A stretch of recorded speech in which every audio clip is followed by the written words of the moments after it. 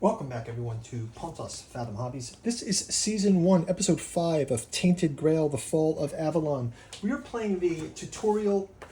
This is the open and play guide that comes right with the game. So this is sort of a fold-out that walks us through gameplay. It's really cool, actually. It shows you everything to do, and it simulates...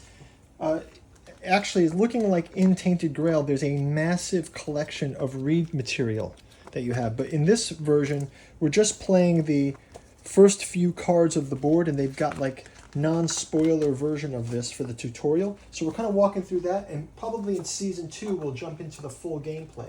So we just finished off our first combat phase, our first diplomacy phase. I probably will go ahead and try a couple other phases just to get a feel for how it works to play other rounds.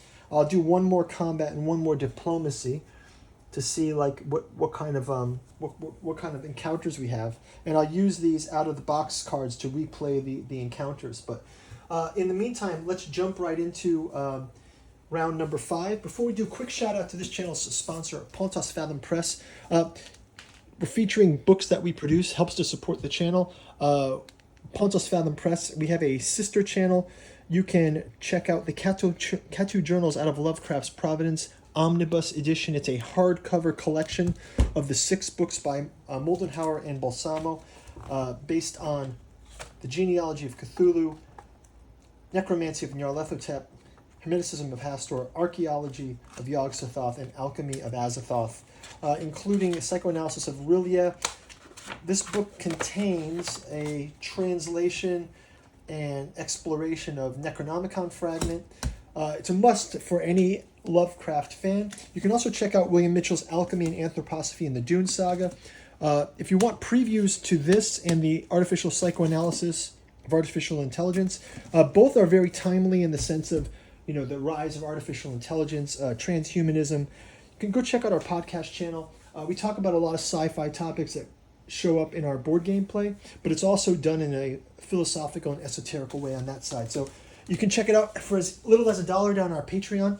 You can read Genealogy of Cthulhu, and for $5 you can become a full member, getting early access to some special material, especially gameplay around Song of Ice and Fire, Joan of Arc campaigns, miniature paint through, Evangelion model builds, and updates from our publishing business. So thank you guys for your support.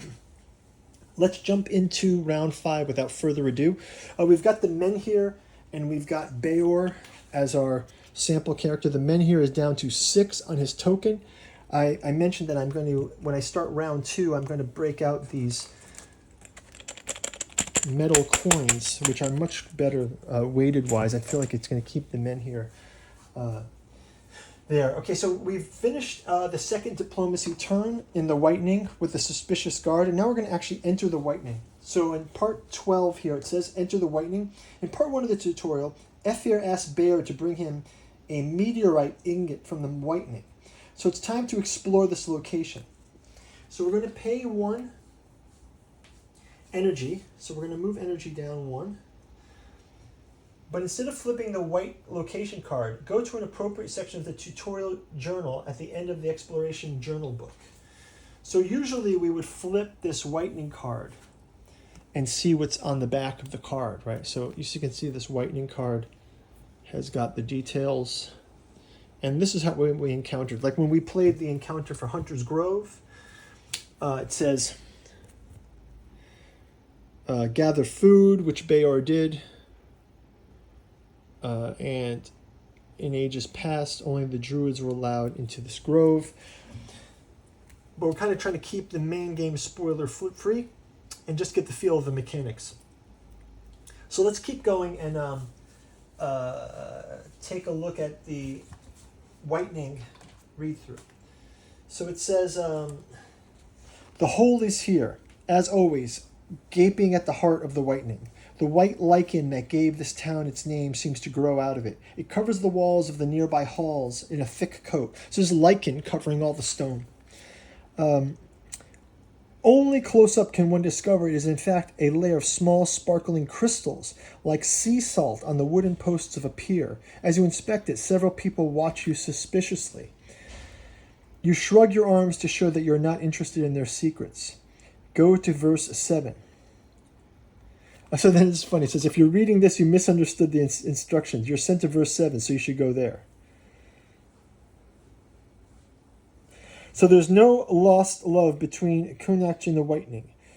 You shouldn't stay here long. Visit the village smith, go to verse 8, ask the Whiteners about the men here. Okay, so we got two choices. We can go to the village smith, verse 8, or ask the men here. So is there a verse 8 in the next page? Where's verse 8? Well, I guess it's going back to the verse 8 of the... Where is verse 8? There's no verse 8. I guess it meant verse 9. But let's see. Okay, so it says... so let's go to...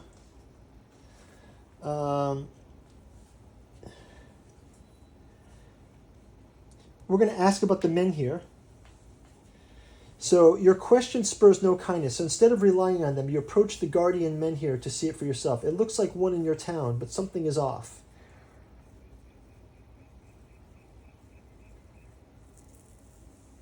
So the rumors are true. It says the sensation you experience around the Kunach movement, an inexplicable feeling that world is suddenly more in focus, is gone. So the rumors are true. The Whitening's men here is now a dead piece of stone.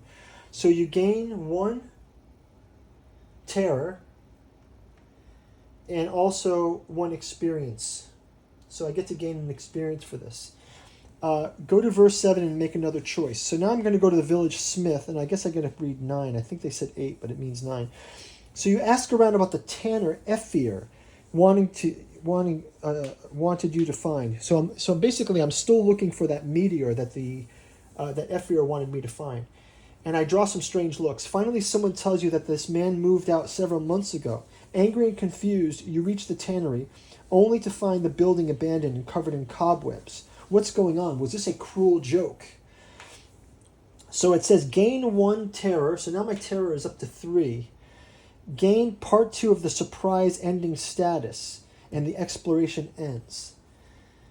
So I gain a point of terror, and then mark the second part of the status on the tutorial save sheet, and continue the scenario. Go to the way back. So I guess I have a tutorial save sheet that we can use. I think it's not just for the tutorial. It could be used for any of the games. But yeah, I would check off that this is my sort of my player character sheet that we can do. I also noticed that we've got these backstories. There's got these full backstories for Bear. So I think when I start the real game, I will use the backstory of this and read through that in full. So so basically I've learned 2 things here. So first of all, that the men here in this town has actually already been burnt out. It's turned to stone. So there's actually a men here in the Whitening as well. So like another there's another men here in the Whitening that is, his light has burnt out and he's turned to stone. And that gave me 1 experience, and it also allowed me to gain 1 terror. Then I asked about the meteor stone that we were sent here for the first reason. And I now have the surprising ending status. So I can go and read that, I think, when I go back to location 2. So, but maybe what I'll do is I'm going to draw an encounter card. Maybe I'm going to move here on the way back.